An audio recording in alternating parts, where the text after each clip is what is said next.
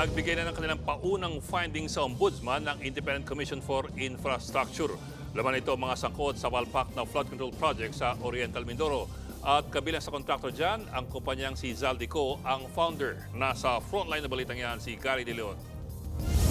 Inirekomenda na ng Independent Commission for Infrastructure o ICI sa Ombudsman ang investigasyon laban sa nagbitiw na Ako Bicol Party List representative na si Zaldico at ilang opisyal ng gobyerno. Kaugnayan ng mga anomalyang flood control project, partikular sa Nauan Oriental Mindoro. Sa kauna-unahang interim report ng ICI, nakasaad na halos 63 million pesos ang estimated loss sa 290 million pesos na road dike project sa kabaan ng mag-asawang Tubig River. Kulang daw ang sukat na ginamit na steel sheet files. Hindi po nang-aayon sa design kasi po ang ginamit po nila ay 3 meters lang po.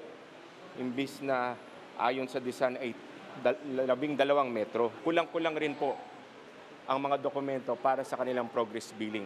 Kabilang sa listahan ng ICI na dapat imbestigahan ng Ombudsman, si Co na dati umanong konektado sa kontraktor na Sunwest, si DPWH Mimaropa Regional Director Gerald Pacanan at ilang pang opisyal ng DPWH at pribadong kumpanya. Dagdag ng ICI, preliminary findings pa lang ito at Ombudsman na ang bahala magpasya kung may nilabag na ang mga nadidiing personalidad sa Anti-Graft and Corrupt Practices Act, Government Procurement Act o iba pang batas. Marami pa pong darating. Pagsusumikap po ang ICI para po mapabilis ang proseso na hindi magsasakripisyo sa quality ng aming trabaho dahil kailangan po namin maging masinop. Samantala, bumisita rin kanina si Justice Secretary Boying Remulla sa opisina ng ICI. Nagpasa siya ng ilang affidavit at tiniyak na walang conflict ang trabaho ng DOJ at ICI.